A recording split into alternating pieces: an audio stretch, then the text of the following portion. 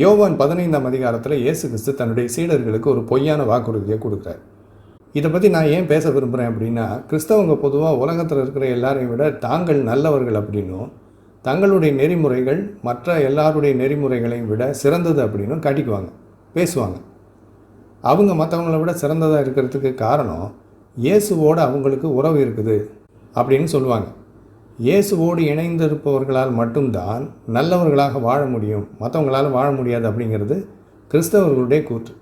ஆனால் இதை கொஞ்சம் யோசித்து பார்த்தா இது உண்மை இல்லை அப்படிங்கிறது நமக்கு தெளிவாகும். முதலாவது, இயேசு என்ன அப்படி வாக்கு கொடுத்துருக்கிறார் அப்படின்னு பார்ப்போம். யோவான் 15ஆம் அதிகாரத்தில் 4 முதல் 5 வசனங்களை வாசிக்கிறேன், கவனிங்க. இயேசு சொல்கிறார், என்னில் நிலைத்திருங்கள், நானும் உங்களில் நிலைத்திருப்பேன். கொடியானது திராட்சை செடியில் நிலைத்தராவிட்டால் அது தானாய் கனி கொடுக்க மாட்டாதது போல நீங்களும் என்னில் நிலைத்தராவிட்டால் கனி கொடுக்க மாட்டீர்கள். நானே திராட்சை செடி, நீங்கள் கொடிகள். ஒருவன் என்னிலும் நான் அவனிலும் நிலைத்திருந்தால் அவன் மிகுந்த கனிகளை கொடுப்பான். என்னை அல்லாமல் உங்களால் ஒன்றும் செய்யக்கூடாது. இயேசு இங்கே என்ன சொல்கிறார் அப்படின்னா, என்னிலே நீங்கள் நிலைத்திருக்க வேண்டும் அப்படிங்கிறார் அவருடைய சீடர்களை பார்த்து. நிலைத்திருப்பதுன்னா அவரோடு இணைந்திருப்பது. அவரோடு இணைந்திருந்தால், அதாவது அவருடன் உறவோடு இருந்தால் அவங்க கனி கொடுப்பாங்க அப்படிங்கிறார். அதாவது ஒரு மரம் எப்படி கனி கொடுக்குது, அந்த மாதிரி அவருடைய சீடர்கள் கனி கொடுப்பாங்களாம். அப்புறம் அவரோட உறவு இல்லைன்னா, அவரோடு இணைந்திராவிட்டால் கனி கொடுக்க மாட்டாங்கன்றார். நல்லா கவனிங்க, இயேசு கிறிஸ்துவோட கூட இருந்தால் மட்டும்தான் அந்த கனிகளை கொடுக்க முடியும், இல்லைன்னா கொடுக்க முடியாது. அப்படின்னா இயேசுவை நம்புகிறவர்களால் மட்டுமே அந்த கனிகளை கொடுக்க முடியும்னு இயேசுவே சொல்கிறார். வேறு யார்ட்டையும் அந்த கனிகளை நம்மளால் பார்க்க முடியாது. ஏன்னா இயேசு என்ன சொல்கிறார், என்னை அல்லாமல் உங்களால் ஒன்றும் செய்யக்கூடாது, தானாய் நீங்கள் கனி கொடுக்க மாட்டீர்கள் அப்படிங்கிறார். அப்போ இது கிறிஸ்தவர்களுக்கு மட்டுமே இருக்கக்கூடிய ஒரு குணம். இயேசுவோடு யாரெல்லாம் இணைந்து இருக்கிறாங்களோ அவங்கக்கிட்ட மட்டும்தான் இந்த கனிகளை நம்மளால் பார்க்க முடியும். சரி, இப்போ இந்த கனிகள்னு சொல்கிறாரு, அது என்ன கனி?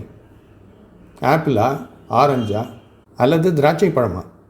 எந்த கனிகளை பற்றி பேசுகிறார்? கனிகள்னு சொல்லும் பொழுது குணாதிசயங்களை பற்றி பேசுகிறார், மனிதர்களுடைய குணங்களை பற்றி. சரி, அப்படின்னா அவரை நம்புகிறவர்களுக்கு மட்டும், அவரோடு இணைந்திருக்கிறவர்களுக்கு மட்டும் இருக்கக்கூடிய குணாதிசயங்கள் அப்படின்னு இயேசு எதை பற்றி சொல்கிறார்? இதை கேட்டிங்கன்னா கிறிஸ்தவங்க என்ன சொல்லுவாங்கன்னா, அதை பற்றி பைபிளில் கலாத்தியர் 5ஆம் அதிகாரத்தில் 22, 23 வசனங்களில் குறிப்பிடப்பட்டிருக்குன்னு சொல்லுவாங்க. இப்போ திரையில் சில வேத வல்லுநர்களின் வேத விரிவுரைகளையும் சில கிறிஸ்தவ கட்டுரைகளையும் காமிக்கிறேன் பாருங்கள். அதிலெல்லாம் யோவான் 15ஆம் அதிகாரம் 4-5 வசனங்களில் இயேசு கிறிஸ்து கனிகள்னு எதை சொல்கிறார் அப்படின்னு சொல்லி அவங்க குறிப்பிட்டிருக்காங்க. அவங்க என்ன சொல்கிறாங்க பாருங்கள். கலாத்தியர் 5ஆம் அதிகாரத்தில் 22, 23 வசனங்களில் பைபிள் அதெல்லாம் என்ன கனிகள்னு சொல்லுதுன்னு அவங்க சொல்கிறாங்க. சரி, அப்போ கலாத்தியர் 5ஆம் அதிகாரத்தில் 22, 23 வசனங்களில் என்ன சொல்லப்பட்டிருக்குன்னு பார்ப்போம். ஆவியின் கனியோ அன்பு, சந்தோஷம், சமாதானம், நீடிய பொறுமை, தயவு, நற்குணம், விசுவாசம், சாந்தம், இச்சையடக்கம். இப்படிப்பட்டவைகளுக்கு விரோதமான பிரமாணம் ஒன்றுமில்லை. அப்போது இயேசு கிறிஸ்து யோவான் 15ஆம் அதிகாரம் 4-5 வசனங்களில் அவரோடு இணைந்திருப்பவர்களால் மட்டுமே கொடுக்கக்கூடிய கனிகள் அப்படின்னு சொல்கிறது இந்த 9 காரியங்களை: அன்பு, சந்தோஷம், சமாதானம், நீடிய பொறுமை, தயவு, நற்குணம், விசுவாசம், சாந்தம், இச்சையடக்கம். இது கிறிஸ்தவங்ககிட்ட மட்டும்தான் இருக்கும், மற்றவங்ககிட்ட இருக்காது. இந்த குணங்கள் கிறிஸ்தவங்ககிட்ட மட்டும்தான் இருக்கும், மற்றவங்ககிட்ட இருக்காதுன்னு இயேசு கிறிஸ்து சொல்கிறார். இது உண்மையா? முதல்ல கிறிஸ்தவங்ககிட்ட இந்த கனிகள்லாம் இருக்குதா, இந்த குணங்கள்லாம் கிறிஸ்தவங்ககிட்ட இருக்குதான்னு பார்த்தீங்கன்னா அதுவே கேள்விக்குறியான ஒரு விஷயம். ஆனால் அதையும் தாண்டி இந்த குணங்களெல்லாம் கிறிஸ்தவங்ககிட்ட மட்டும்தான் இருக்கும், மற்றவங்ககிட்ட இருக்காதுன்னு பைபிள் சொல்லுது. இயேசு கிறிஸ்து என்ன சொல்கிறார்? அவரோடு இணைந்திருந்தால் மட்டும்தான் இந்த பண்புகள் உண்டாகும். அவரோடு இணைந்திராவிட்டால், அவரை நம்பலைன்னா இந்த குணங்கள் உண்டாகாதுங்கிறார்.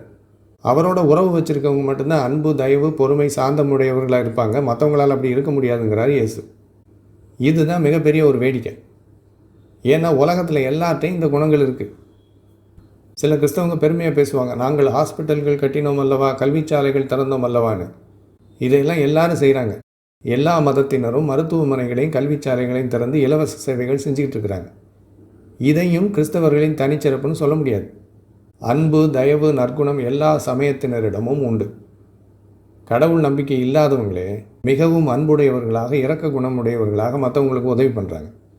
புத்த மதத்தினர் சமாதானத்தோட, இச்சை அடக்கத்தோடு இருக்கிறாங்க. இந்துக்களில் பல பேர் பெருந்தன்மை உடையவர்களாக, இரக்க குணம் உடையவர்களாக இருக்கிறாங்க. முஸ்லிம்களில் பல பேர் சமுதாய அக்கறை உடையவர்களாக, கஷ்டங்கள் போராட்டங்களின் மத்தியிலே மன உறுதி உடையவர்களாக, குடும்ப வாழ்க்கையில் நல்ல கட்டமைப்பு உடையவர்களாக இருக்கிறாங்க.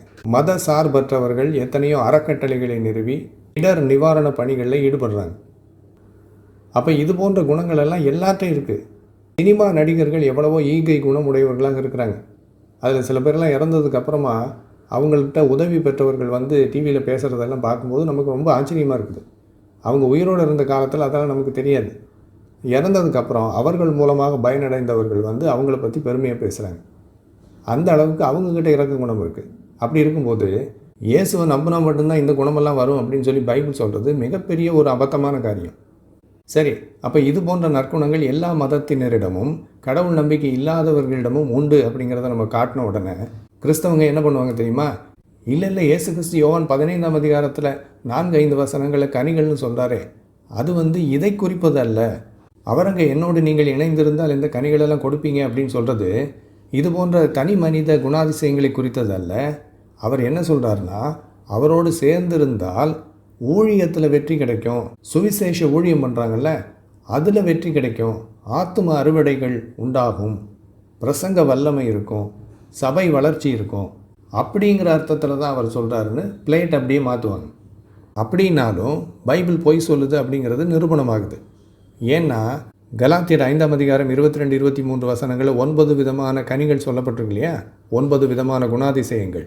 அதெல்லாம் எல்லாத்தையும் இருக்குது அப்படிங்கிறதுனால தானே அதை விட்டுட்டு இப்போ ஊழியத்தில் வெற்றி, ஆத்தும அறுவடை, சபை வளர்ச்சி, பிரசங்க வல்லமைன்னு சொல்கிறாங்க.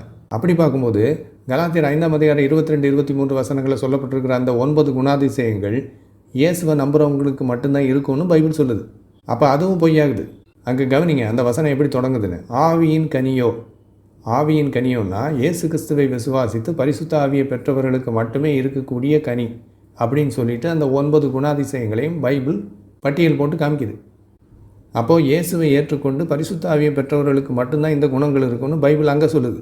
அப்போ அதுவும் பொய்யாயிடுச்சு பார்த்தீங்களா? இதை கிறிஸ்தவங்களே ஒத்துக்கிறாங்க. எல்லாத்தையும் அந்த குணங்கள் இருக்கிறதுனால தான் அதை விட்டுட்டு இல்லை கனிகள்னு இயேசு சொல்கிறது ஊழியத்திலே வெற்றி, ஆத்தும அறுவடை, சபை வளர்ச்சிங்கிறாங்க. அப்போ எப்படி பார்த்தாலும் பைபிள் பொய் சொல்லுது, பொய்யான வாக்குறுதிகளை கொடுக்குது. இயேசுவை நம்பினா மட்டும்தான் இதெல்லாம் உங்களுக்கு கிடைக்கும், இயேசுவை நம்பினால் மட்டும்தான் நீங்கள் நல்லவங்களாக இருக்க முடியும்னு பைபிள் சொல்கிறது பொய்ங்கிறது நிரூபணமாகுது. அப்போ இதன் மூலமாக என்ன நம்ம புரிஞ்சிக்க முடியுது? கிறிஸ்தவம் என்பது ஒரு தனித்துவம் வாய்ந்த தெய்வீக தன்மையுடைய அமைப்பு அல்ல. மாறாக கிறிஸ்தவம் என்பது மனிதர்களால் உண்டாக்கப்பட்ட ஒரு மதம். அதை ரொம்ப சிறப்பானதாக காட்டுறதுக்காக இயேசுவை நம்பினாங்கன்னா கனிகள் உண்டாகும், அது உண்டாகும், இது உண்டாகும், மற்றவங்ககிட்ட எல்லாம் இல்லாதது கிறிஸ்தவங்கிட்ட இருக்கும் அப்படின்னு சொல்லி கதை எழுதி வச்சுருக்கிறாங்க. கேட்குறப்ப ரொம்ப பிரமாதமாக இருக்கும். ஆனால் ஆராய்ஞ்சு பார்த்தா உள்ளே எல்லாமே பொய் அப்படிங்கிறது விளங்கும்.